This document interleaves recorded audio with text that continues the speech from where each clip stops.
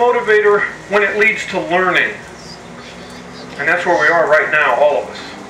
We are learning that we can no longer afford to sit back and wait and expect somebody else to do the important job of citizenship that Constitution gives each one of us. I know there are a lot of people, I've heard them, I've met them at the county fairs this year. Well, you know, I haven't voted Richard, and it's been probably 25 years, but I'm voting this year. And on the one hand, I want to say, that's great. And on the other hand, I want to kick them in the butt. That's right. I really do. That's right. You know, we cannot sit back. We cannot sit back anymore. We have 31 days to decide the future of this country. We are either going to see this country move back to the right, to a more traditional sense of American values, or we're going to see it take off more to the left in this careening course towards European socialism. And by the way, have you ever noticed how big the middle class is in Europe? Hint, there isn't one. There's the very wealthy, and then there's sort of everybody else. There's no real level of poverty like we have in this country, but there's no real incentive either. And that's what these programs and that's what these policies are going to do. Just as we've seen our jobs shift overseas, the policies that are coming out today that are picking and choosing will ultimately destroy the middle class of America. And that's me and that's you. The lessons of history are what we always have to keep in mind. In all of my studies of Abraham Lincoln, I will tell you, I think his greatest address was not the Gettysburg Address. And I don't think it was certainly that Lyceum speech that I started with either. It was his second address to Congress.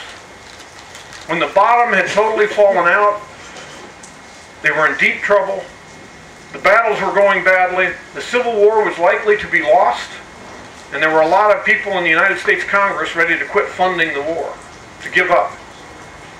And Lincoln went to them and just laid it out, why we had to have the stick-to-itiveness, why we had to stay tough.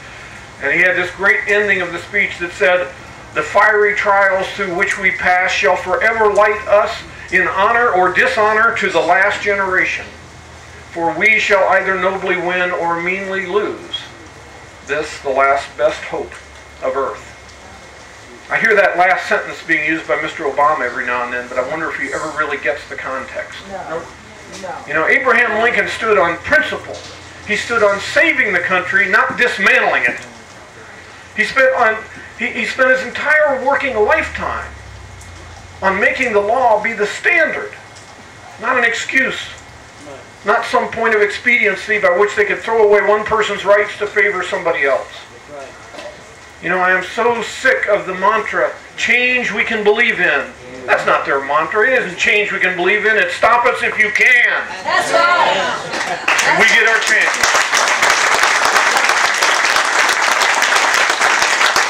31 days from today, when the tires are squealing and people are heading to the polls, we get our chance. That's right. Because Mr. Lincoln's words from 1862 still remain true, you know. This is a tough time, but they're still true. The fiery trial through which we pass shall forever light us to that last generation. For we shall either nobly win or meanly lose this, the last best hope of earth. My friends, let's not let it happen our watch. Let's go get it.